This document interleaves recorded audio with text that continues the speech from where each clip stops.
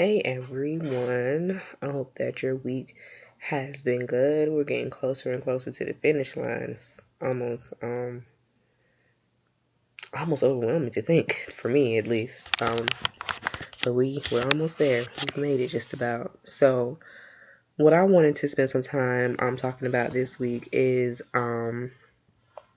like trainings and certifications. That's what I've been talking to my field supervisor instructor about, what things she's aware of, some of the things that could be helpful for me, because I definitely want to optimize having this degree and make it work for me. I feel like if I'm still doing the same things and working in the same ways as I was without the degree, then I'm moving backwards and not in the direction that I want to. So I was just trying to see what all I can add to there's a lot of things you can do with substance abuse, which is what I do for my job now. So I was thinking about getting some certifications and credentialing so that I can do the assessments for folks that work for the Department of Transportation, folks that work in the military. There's also some military certifications that you can get as far as being a counselor. I wanted to share with you all that my sister works as a LPC here in North Carolina, and she was called in for a case. And basically, long story short, her testimony, I guess that's the right word to use in this, but her assessment of what was going on with the child, because the child had told her what was going on in the household, and that led to some criminal accusations for the family. So, long story short, what she had to say, which would have been very helpful, was thrown out because she wasn't certified as a trauma informed care therapist.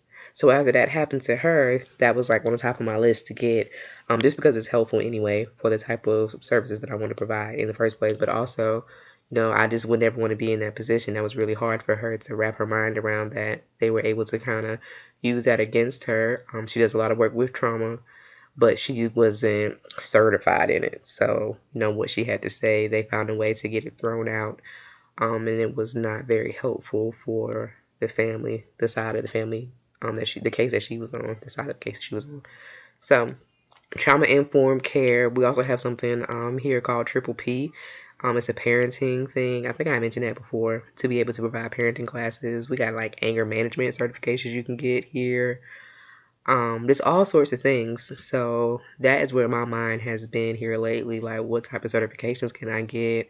What sort of conferences can I go to?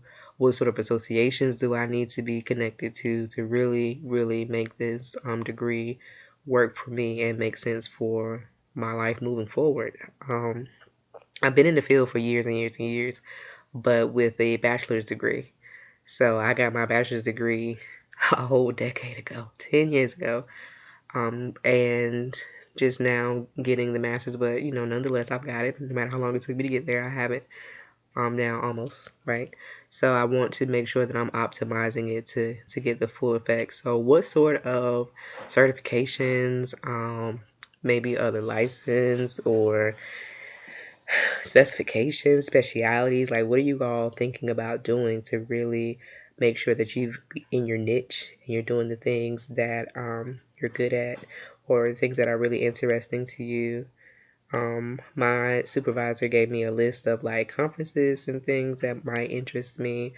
I had told folks before, I don't think it was this group of individuals, but I think the people that were with me in the last internship situation, that I really wanted to work with the deaf community. So I had started trying to remember, because I learned sign language a long time ago.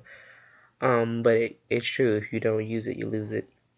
So I was trying to like refresh so that maybe I could try to sit for some testing to be an interpreter, because that is one thing that I saw as a gap in community care here and where I live at is I don't see anybody in the deaf community in substance abuse groups.